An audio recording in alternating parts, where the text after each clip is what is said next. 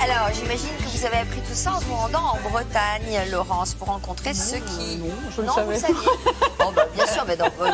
je rigole, vous connaissez tout, bien sûr. J'ai appris ça Alors, en Vendée. les bienfaits de l'océan. Sans blague à part, Sophie. Pourquoi je dis ça? Parce que j'ai appris ça en Vendée, où vous avez aussi quelques attaches. Et c'est sur une île de Vendée, pour ne pas dire l'île-dieu, qu'il y a encore quelques fours à soudier qui restent. Voilà pourquoi je me permettais ce petit clin d'œil. Alors, donc, vous êtes allé en Bretagne enquêter sur les bienfaits de l'océan. Mais oui, parce que pour mincir, c'est un petit peu la période. On prépare le bikini, on se pose des questions sur son alimentation. J'imagine, on va en parler aussi avec Christelle. Et sur la fermeté, la tonicité de son corps. Jusqu'à présent, l'offre cosmétique tournait autour de deux actifs important, le café et le thé. Caféine et théine. Voilà, ça a fait les grandes heures de quelques produits qui avaient même le nom caféine à l'intérieur de leur nom de marque. Et voilà que depuis quelques années, les algues, petit à petit, commencent à grignoter le marché avec des actifs issus des algues. Alors, c'est pas encore complètement intégré dans les esprits. La preuve, c'est que c'est pas forcément écrit sur les boîtes. Et j'ai posé la question aux industriels qui m'ont dit, bah oui, parce que l'algue, ça rebute un peu. Nous sommes allés d'ailleurs au sein du Sein, c'est-à-dire à Saint-Malo, ville autour de laquelle il y a énormément de corsaires industriels de la cosmétique qui se lancent dans l'exploitation des actifs d'algues. Et on a interrogé des malouins, des malouines, des touristes sur leur intérêt pour les algues et la minceur. Et vous allez voir qu'effectivement, au départ, il y a un rejet. Mais quand on rentre dans le dossier, on voit que c'est fabuleux, le pouvoir minceur de l'algue. Regardez, on embarque.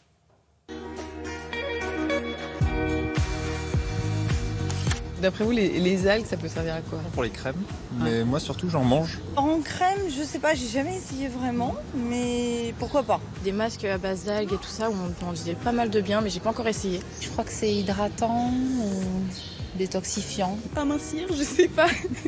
Ou raffermir, ou peut-être rendre plus jeune.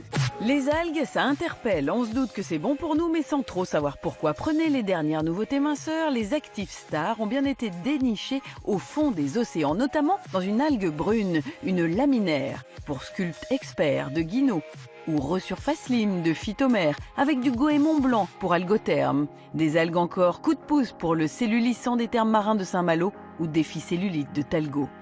Avec Mathilde Gédouin-Lagarde, qui travaille pour la marque de référence en matière de minceur à base d'actifs marins, on se demande pourquoi les algues peuvent redessiner les silhouettes. Les algues, c'est avant tout une formidable source d'inspiration. Il faut savoir que ce sont parmi les êtres vivants qui ont le moins de graisse. Moins de graisse que les plantes, moins de graisse que les êtres humains, et pour autant, elles arrivent quand même à développer énormément d'énergie et à survivre dans des environnements hostiles. On s'inspire de ces mécanismes au quotidien pour travailler sur nos formules minceurs. Ça fait des années qu'au Japon, par exemple, on cultive les algues en pleine mer pour les utiliser pour l'alimentation. En revanche, c'est très récent et il y a seulement peu de variétés d'algues qui sont cultivées en pleine mer pour la cosmétique. La nouveauté, c'est qu'on maîtrise de plus en plus la culture des algues. Bonjour. Bonjour.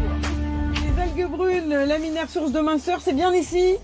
Oui, c'est ici, en effet. Alors les algues qu'on voit ici, en fait, elles sont adultes. Elles sont récupérées, récoltées à cette époque, en avril, mais elles sont mises en culture bien avant. À partir du mois d'octobre, on va les mettre en culture à un stade de plantules. C'est des sortes de bébés algues. Donc elles vont passer 2 mois dans une nurserie à terre, et puis on va les mettre sur des cordes en mer au mois d'octobre. La culture en mer va permettre finalement à ces algues de se comporter un peu comme des éponges. Et elles vont accumuler les minéraux de l'eau de mer et les oligo-éléments. Et aussi de produire des molécules qui vont permettre d'avoir des actions minceurs, à la fois en déstockant les graisses et en empêchant leur formation. Et aux actifs issus des algues, on ajoute des ingrédients cosmétiques. À la différence de la grande majorité des plantes, chez les algues, on peut avoir plusieurs applications minceurs pour une même algue. Une algue n'a pas une seule efficacité. On va donc aller lui trouver différents extraits, différentes molécules qu'on va combiner pour un maximum d'efficacité. Le secret d'un bon produit minceur, c'est d'être sérieux. C'est de l'appliquer 2 fois par jour pendant au moins 1 mois. Mais c'est vrai que pour être sérieux, il faut qu'on vous donne envie de l'appliquer. Et c'est pour ça qu'on met autant d'importance à la texture, au parfum, à la cosméticité de nos formules. Du sérieux. Les produits minceurs, en général comme à base d'algues, faut les appliquer 2 fois par jour pour que ça marche. Alors, on va récapituler. Quelles algues pour quels bénéfices? C'est ce qu'expliquait Mathilde Gédouin-Lagarde, c'est qu'à l'intérieur d'une algue, il n'y a pas une seule indication, comme on dit en médecine, il n'y a pas une seule propriété minceur. On va chercher différents actifs dans les algues. Et ensuite, c'est à l'industriel qui a son savoir-faire de faire un espèce de petit cocktail. Alors, on a quand même essayé de vous rassembler ce qui pouvait être intéressant. Regardez cette première fiche qui va constituer les différentes familles de couleurs d'algues. On a essayé de les rassembler.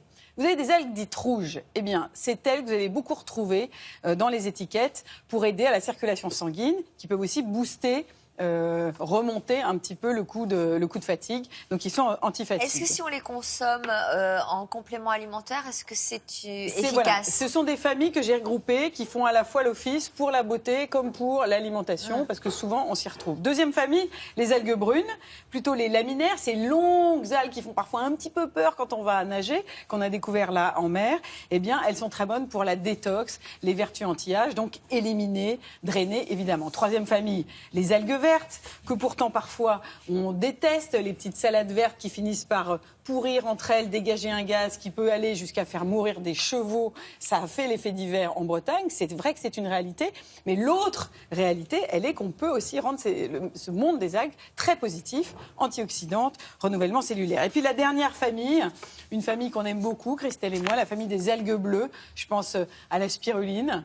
Ce sont des algues qui peuvent énormément avoir de pouvoir pour synthétiser la régénération des tissus, synthétiser le collagène et pourquoi pas cicatriser, aider à la cicatrisation. Elles sont toutes utilisées, ces algues, dans les thalasso quand on Alors voilà, a des elles sont utilisées voilà, exactement, mais peu ou prou, elles sortent sur les étiquettes. On commence à les voir dans Linky. Linky, c'est les dénominations officielles qu'il y a derrière la boîte, les petits trucs. Et si dans les premiers mots, vous commencez à voir algae, le mot algue, etc., ou des mots latins qui parlent d'algues, c'est qu'il y a beaucoup, vous savez qu'on met l'ingrédient en quantité importante au début de cette phrase, mais c'est qu'il y a beaucoup d'algues dedans et que, franchement, c'est intéressant. Donc, n'ayez pas peur, en quelque sorte. Et deuxième info, Cocorico, c'est breton tout ça.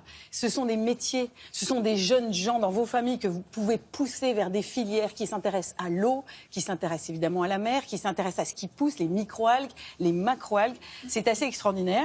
Alors les marques à retenir, il y a Algotherm, Talgo, Phytomer, grâce à qui on a pu aller voir ces coulisses concernant les algues. Il y a bien sûr les Thermes Marins de Saint-Malo, qui est un établissement qui existe dans cette ville-là. Il y a Olivier Rollinger, qui est un établissement de restauration qui se lance aussi dans les produits de beauté. Donc petit à petit, à force peut-être d'en manger, et grâce à des reportages qu'a pu faire Christelle, on apprivoise l'intérêt des algues pour la satiété, parce que ça gonfle un petit peu dans l'estomac, ça nous donne aussi parfois un peu de pêche.